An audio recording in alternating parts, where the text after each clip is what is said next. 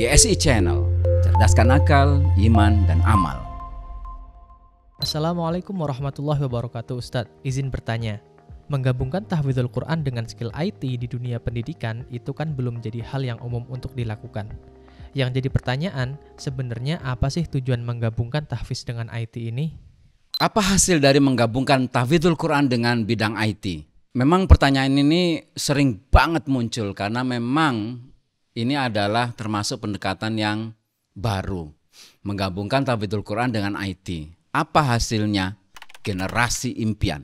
Dengan menggabungkan tahfidz dengan IT, maka generasi muda mampu menolak mudorotnya teknologi. Teknologi itu seperti pisau. Dia bisa digunakan untuk kebaikan, juga bisa digunakan untuk kejahatan.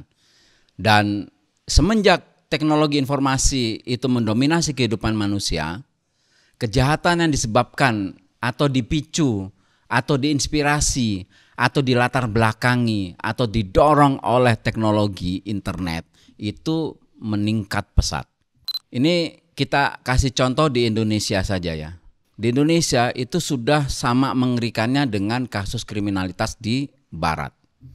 Ada anak SMP, dia membunuh anak balita, ditenggelamkan di kamar mandi selama 5 menit, kemudian dicekik lehernya sampai mati. Mayat balita itu kemudian diikat, kemudian dimasukkan ke lemari pakaian. Setelah diinterogasi oleh polisi, oleh psikolog, oleh psikiater, perbuatan kejinya itu terinspirasi oleh film horor Amerika berjudul Chucky. Dia juga dalam melakukan itu terinspirasi dengan karakter game Slenderman. Tentu sudah ada kerusakan mental di pikiran pelaku ya. Di tahun 2022 juga terjadi kasus di Tasikmalaya.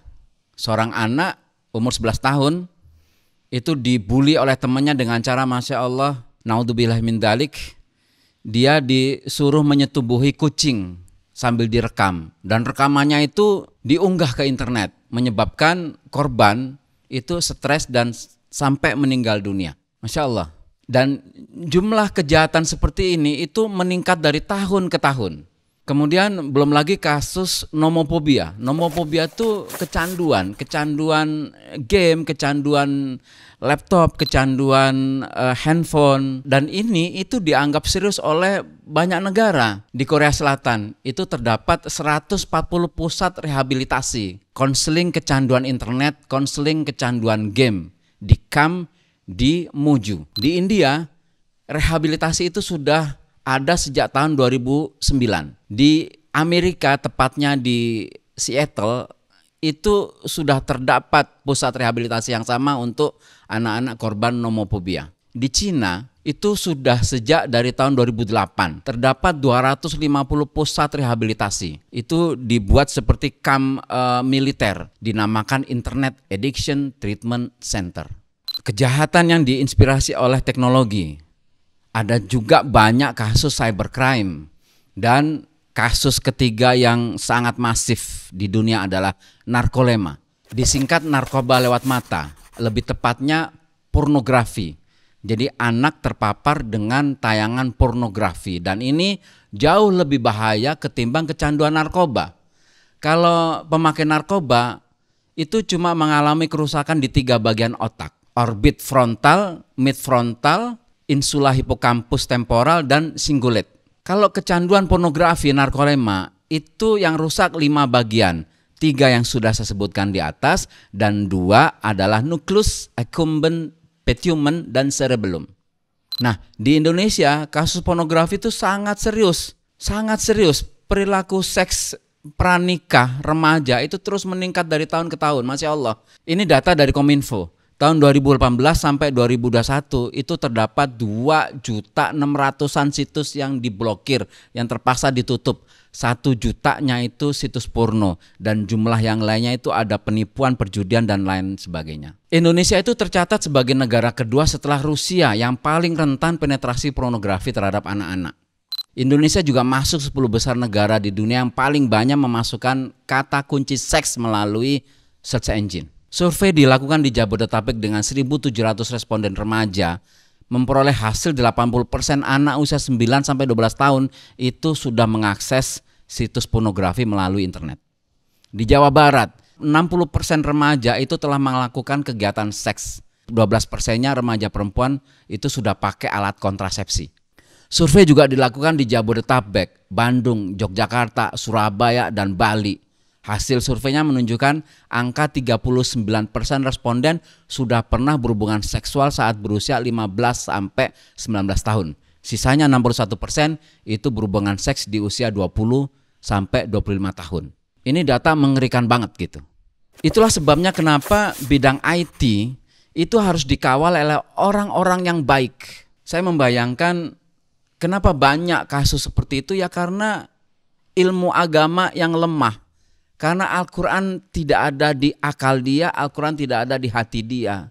Niscaya kalau anak muda kita install Al-Quran, kemudian kita ajarkan dengan terarah, dengan struktural dan sistematis bagaimana kita berteknologi, itu pasti hasilnya akan bagus.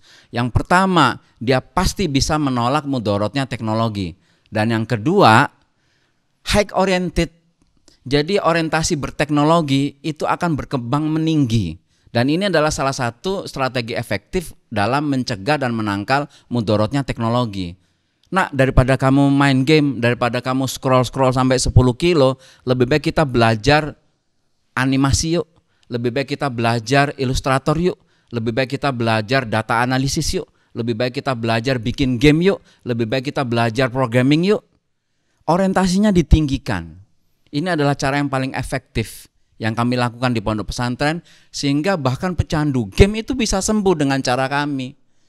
Diinstal Al-Quran di dalam kepalanya, di dalam hatinya, maka dia akan punya kekuatan yang besar untuk menolak mudorotnya teknologi.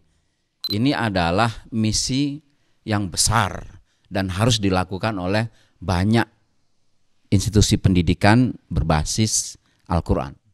Dengan menggabungkan bidang tahfidzul Quran, pemahaman Al-Quran yang baik, itu kita bisa install dan anak-anak kita sepakat untuk punya misi dalam kehidupan mereka. Misinya indah banget, mengislamkan teknologi. Sungguh teknologi itu nggak pernah salah, dia bebas nilai, tergantung siapa yang pakai. Tetapi gara-gara banyak pemakai itu yang jahat, yang mesum, maka produknya jelek.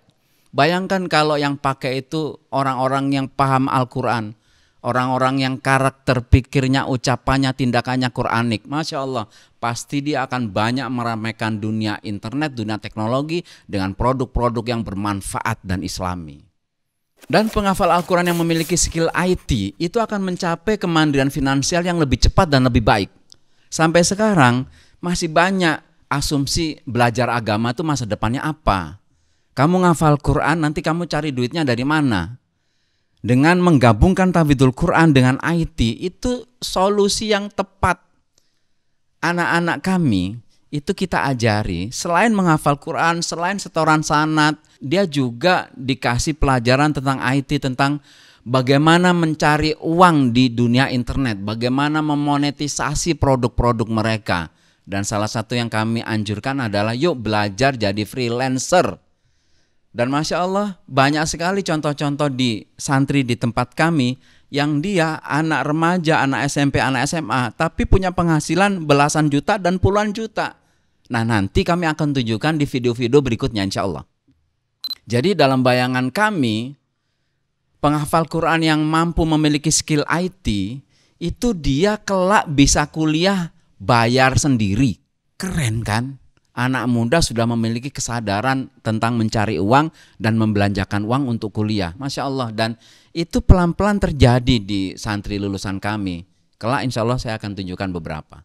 Kembali kepada pertanyaan besar tadi di awal. Buat apa menggabungkan tahfidzul Quran dengan IT? Untuk mencapai yang kami sebut prototipe generasi impian. Prototipe itu artinya apa ya? Artinya produk awal yang mau dipublikasi massal, yang mau dibuat massal. Nah, Sekolah Impian itu mengusulkan generasi muda masa depan itu yang kayak gini. Yang kayak mana? Yang di otaknya, di hatinya terdapat Al-Quran. Sehingga ketika tangannya matanya, indranya, telinganya itu mengakses teknologi, dia akan punya kekuatan dan kearifan dan kebijaksanaan yang mumpuni untuk menepis mudarat teknologi dan untuk memaksimalkan teknologi. Insya Allah.